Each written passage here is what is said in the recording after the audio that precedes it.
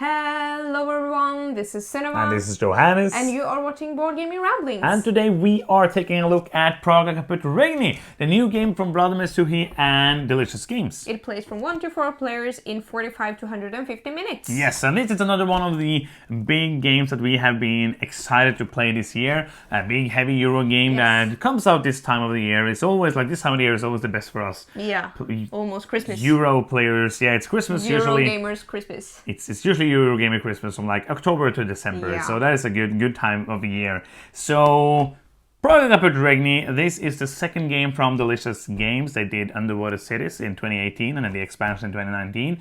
And Vladimír Suchý is a designer that we have been enjoying quite a few games of. Yes. We enjoyed Underwater Cities, we enjoyed Pulsar 2849, that is an amazing game. And also we did like Shipyard that we just reviewed earlier this year. Underwater City was a good game, but it had that problem of being extremely long.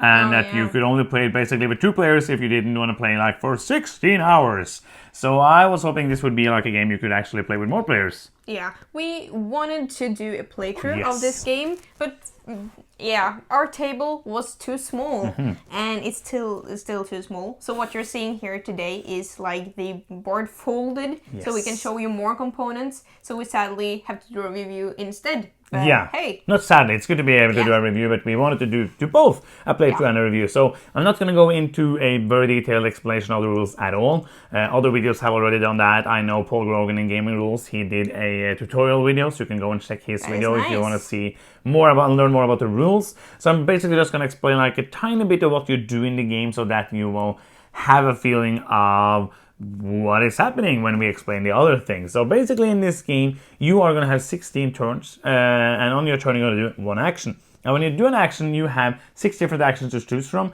and depending on where those actions are around this crane, you will be able to get some bonuses, and also you might have to pay some money to do the action as well. And then when somebody picks an action, they're going to take it out, they're going to do one of the actions on it. They might have upgraded that action, which is something you can do, and they will get some bonuses when they do that action then. And after they have done their action, usually you're gonna move this over and you are then gonna place the action back here, making it more expensive again. And then you're gonna go to the next player's turn. So you're gonna continue doing that basically until this has gone one round around. We're gonna move this over, and when this comes to the end, you're gonna have one last round rotation, and then the game is gonna end after that. There's a lot of different things you can do. You can build buildings, you can build the wall around your city basically, you can move up on the road to get different bonuses and points. You can move on this, it's the cathedral and the, what is it called again, it's Hunger Wall. The Hunger Wall is it called. The Hunger Wall, you can move up on those to get points. You get points for moving upwards, and also you get more possibility to score points for different tokens if you move this way. I don't remember, the horizontal way. Yeah. Horizontal way. English is not my first language, as you understand sometimes when watching this review channel. I didn't have to say review channel because this is a review. English, yes. So that is basically what you're going to do in the game. You're going to try to maximize your actions. There's a couple of possible ways to get some bonus actions. You can try to focus on endgame scoring. You can try to get a lot of scoring during the game. But basically what you're going to do is that you're going to pick an action tile, you're going to get a bonus, you're going to do one of the actions, and then this is going to rotate. And you're going to continue doing that until the end of the game. Halfway through the game, all of the buildings, all of the walls, and all of the upgrades are going to be changed out for better versions and more expensive versions. And that is basically what I'm going to tell you about the game, because there is a lot of nuances and all of that, but we're basically just going to tell you like few things so that you will maybe understand anything about the review if you don't know anything about the game at all. But as I said, if you want to know more about the actual rules, go and check the Gaming Rules video. So, this is the second game from Delicious Games, and the first one they did was Underwater Cities.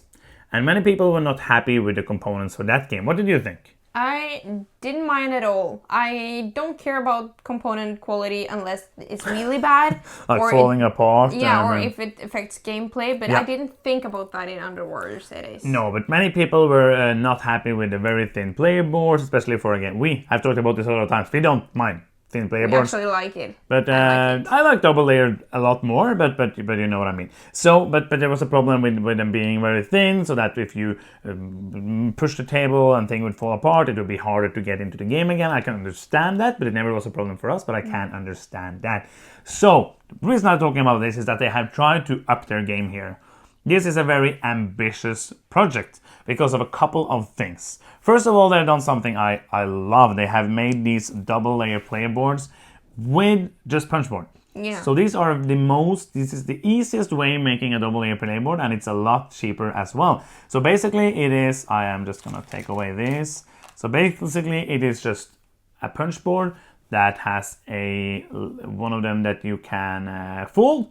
And then because these are going to be dials, it's very, very good because it makes it actually also sit together. So now it's as good as a glued one. Yes. So this is like, I've seen other games as well, just have one where you just flip it over. But this is especially good because of these dials. Yeah, I think that is genius. So this is one thing I really like in the game. One problem though is that they might be a bit off-center. That might be like the more advanced punchboard things you make, they have to be very well cut. They have to be very well printed to work.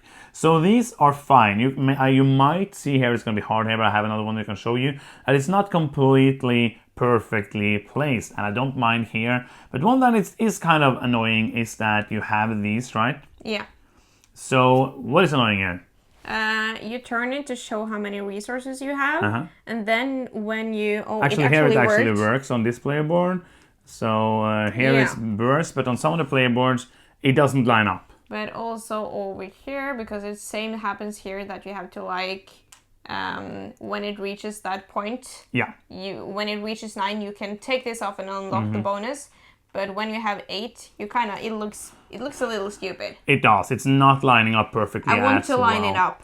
Yeah, it should be. So this should probably if this has been like that much lower, that would be perfect. it would have been a lot better. So that's a bit high, which it doesn't affect gameplay at all. Nope. But it's one thing that like when they're trying to do something like this, I want to talk about it because it is not working perfectly. And also one of the player boards we have is very off-centered.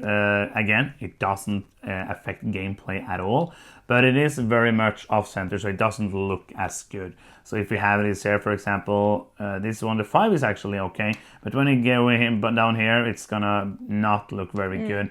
I don't understand why this isn't a bit lower down, because there's nothing here that should in the way. So as you see here, the 8 is no possible way to put that there instead. So you see this 8, you almost not see the 8, and you see the 7 instead. So that is like, it doesn't affect the gameplay, but it is a component issue if you like. So then we have another thing that is more annoying, but it's not super annoying because this is a very neat idea. Yeah, I like that a lot. So how does this work? With that thing, yes. You mean? Okay, so it's a little. Oh, I'm trying. Maybe do it the other way, where it should go. Yeah. So yeah. And when you take it over here, you can see it falls into a hole. Yes. And that is supposed to tell you to move this further. Yeah, there's also happily there's a marker here that tells you that when it falls down in the hole, it's supposed to be here, but the hole is the wrong place. Yeah. So the hole is from here, where the arrow is obviously over here, and until there. So the hole should have been from here and until here, but it is in the middle of here instead. So when you play, if you actually move it, it's going to fall down basically an action too early. Yeah. So if you're not, you should see it there, but also the fact that you want to try to not move it down, so it falls down too early. That's like a minor thing, but when it's very strange that when you make, it's a punch board in the actual board with 2 holes in it, one for this and one for the hole. It's annoying that they didn't make it be the right place. But I like the concept of this cube falling down very, very much, because it's very easy to forget to move this along. So it's very nice with a reminder. That is very good, because it's as you say, it's a very easy thing in games to forget, we forgot to turn the wrong marker, or we forgot to do this. So that's very good in theory, and it does work well, but it annoys me a lot that it isn't made as it should be. Yes. The last thing, this is a lot of talk about components, because there is most of the negative things I have to say about this game, spoiler alert, is about the components, so that's why we're spending some time on that. Yeah. The last thing is a thing that looks very good, and that is these things. So it's one that should be placed over here, and it's another one that should be placed over here. And this just doesn't work.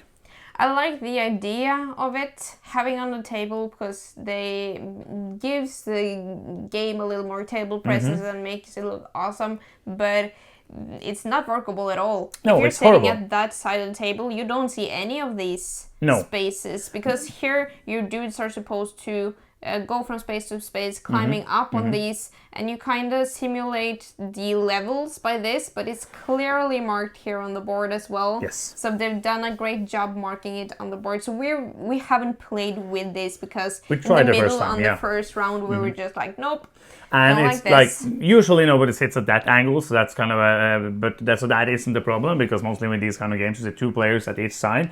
But if I sit here now, if I sit as this and look here, I will not see what is up here. Yeah. I will not, because these have very high edges here, so I have no way for me to seeing down here. So the only way to make this work is to put this at like the far edge of the table, and then everybody sits like farther down the table, and then you might be able to see it, but it just doesn't add anything to the game, and just makes it a lot harder to see things. That is one thing that always annoys me in games, is ways to things that makes it hard for me to see things. Other components making other components hard to see.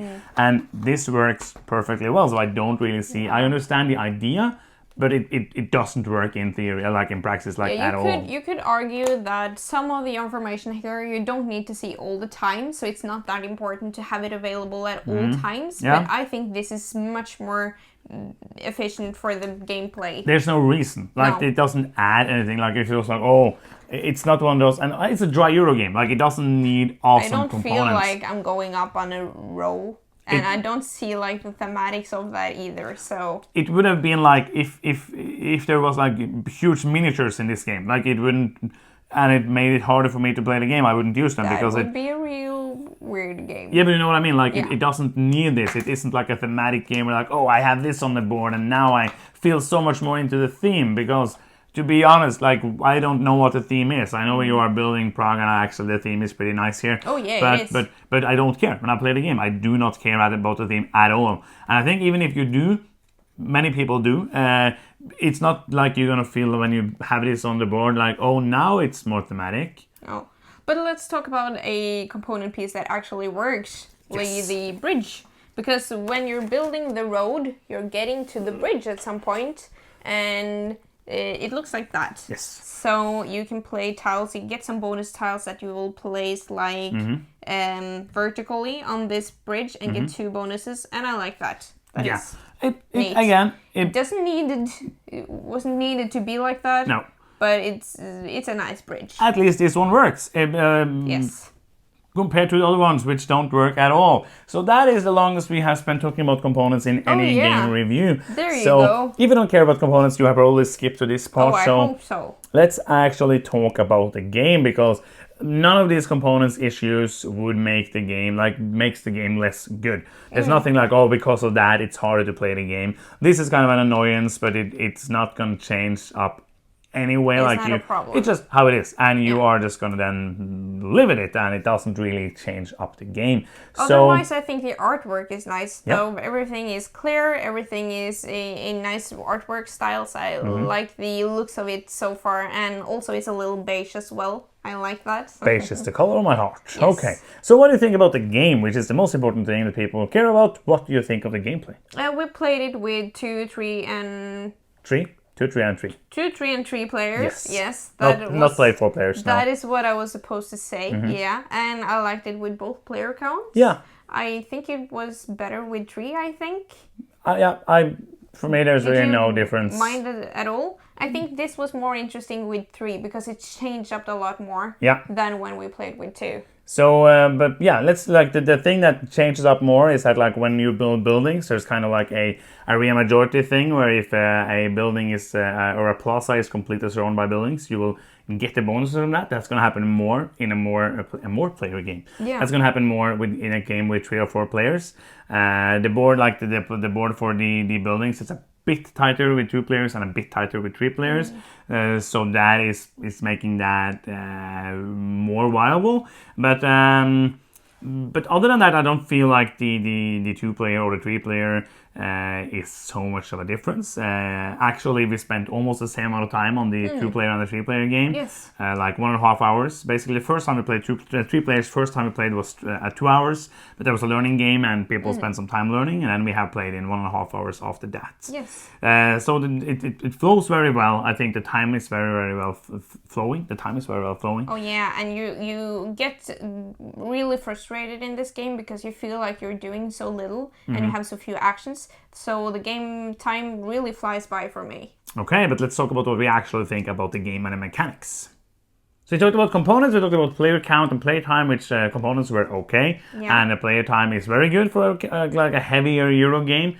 But what do you think about the actual game? Like, what mechanisms do you like? What mechanisms might you not like? Is there a good strategy? Is there good different strategies you can go for? All of these things will be answered now in the next episode. Now, of Board Gaming Ramblings with YouTube. There's a lot to like here, I think. The main mechanism that I really enjoy is this rondelle-ish thingy. It's not a rondelle. It's an action selection board, but it with exchangeable bonuses and prizes or bonuses for taking them. Yeah, and also on the other side, it's different. Yeah. So you can vary a lot here, I think, and also the actions feel different depending on what bonuses it is. So I think it's really cool that I can be like, oh, I really need to do that action, but I need that bonus, and then I have to go for this super expensive tile, for example. So that is one I really like.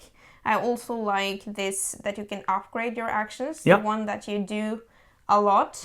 And it seems really balanced, the game. It feels like there's a way to get some things that move you forwards. Like in some actions you get these books and some of these like academic hats. Yeah, that university, yes. Yeah, that basically just gives you points and some bonus abilities throughout the game. So I feel like they've done put these kind of details in to balance some actions out. Yeah, you know? Let me talk a bit more about this before we go any further, because this is very neat. This is one of those that kind of it makes it interesting to choose the actions, because if you only had like the 6 actions and then you just choose one, that would be okay. But this is a very, very neat one, because there's a couple of things that makes it work very well, because as you already had said, the bonuses make you kind of like maybe choose another action that like the one because you really need a white door, you really need those 2 money because you have went for the strategy that doesn't go heavy for money.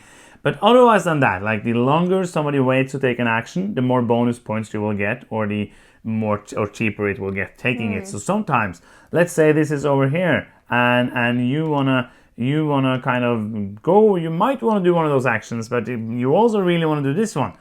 And you'll say like, okay, but I can get 3 points, and if I don't take it, probably you're gonna take it at 5 points, which is even better. So if I do that now, is that okay for my timing, or do I really have to do this action before of that? There's a lot of interesting things to think about there, because like basically there's 3 things: the action you want to do, the bonus, and where it is placed on the grid. And all of those makes it interesting and makes it hard to choose the action. It's not like oh no, I need to do that, and I will do that anyway, like whatever happens. Sometimes it is like that, of course, if I like, okay, I have to take that building, or I have to get this wall before you do it, and I have to take it now, even though it costs 2 money.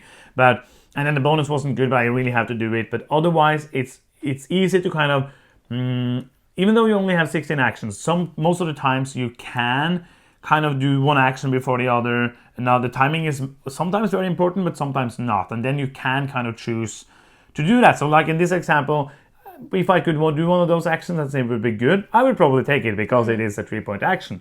And also one last thing which is really interesting about this is the S symbol here, because both the buildings, the walls, and the upgrades have a special tile. There's always one special tile on the board at a time on the market, and to be able to take that, you have to take one of these actions. So then you have to be able to take a building on an S, for example, if you want to do that. So if there's no building on the S, then you can't build that S building. And that is also interesting. And then you try to wait and hope that it lands in there, so that later again you can take that, so you can be able to score those and get that good building. So this is one of the like main parts of the game that makes it stand out for me and makes it kind of different. Yes, I agree. It seems like he has taken some inspiration from his older game, Shipyard. Yes. So this seems like a more refined, interesting version of that to me. They're totally different. Yes. But it seems like he has drawn some inspiration from it. I agree.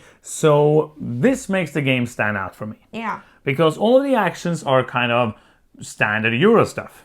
The other one that is very nice is, as you said, upgrading the actions, which is something I like, kind of building your own strategy, building your own engine, kind of. Because other than that, there's kind of, it's kind of doing normal Euro stuff. Yeah, absolutely. There's a lot of things that you want maybe to click together. Like this action, I want to maybe upgrade this so that I can match the symbols because that might be good for me. Yeah, then you get some tokens, which can score points depending on how far you have walked on this bit. I can also get matching symbols this way and with these. So I want maybe to upgrade some actions for that purpose and then try to do that actions a lot more throughout the game to actually get the benefits of doing that action. So I think that is a cool way to kind of steer you in a direction. You're steering yourself basically. Yeah, because absolutely. The game in the beginning is completely open. You can do whatever you want. So it's easy to get a little trapped in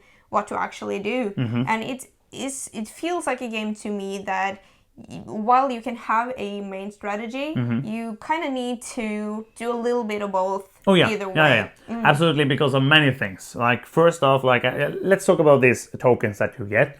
You get those red tokens by placing the walls. But to be able to walk on this red one, which makes the red tokens be worth any points, then you have to build buildings, which makes you go this way on that. So you have to kind of balance it. You need to get many of these, but if you have many of those and you haven't walked here, it's going to be worth nothing. And so it's the opposite way around as well, because the buildings that you place in your city gives you blue tokens, and blue tokens you score by building these walls. So absolutely.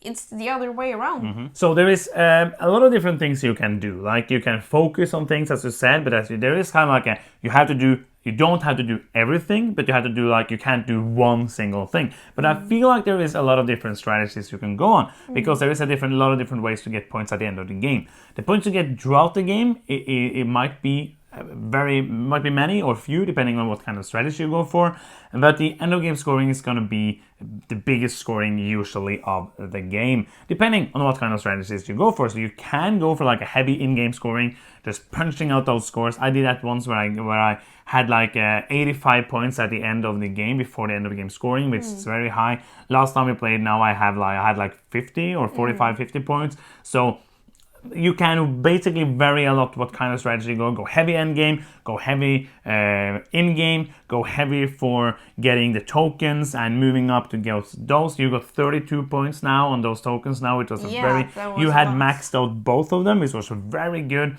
and then had 32 points on that, which is amazing. And you can move up on these tracks. If you max out those, that's going to be another 28, 30 points, something like that. 27 points. And there is many ways to score, and that is where I think the game also shines. Is that even though many of the kind of actions is going to be the same, the thing that makes it replayable, the thing that makes it interesting each time is of course the interaction what the other players go for, also what buildings comes out, what walls comes out, what upgrades comes out, and the actions where they land in a way that maybe steer you into a strategy at the beginning of the game. And I feel like there is a lot of things here that I said it many times already. There is many classical Euro things here. It feels very classic-y, but because of this and because of the upgrades of the action, the spatial puzzle here, and the spatial puzzle of the board, I feel like it feels fresh. Yeah, I agree.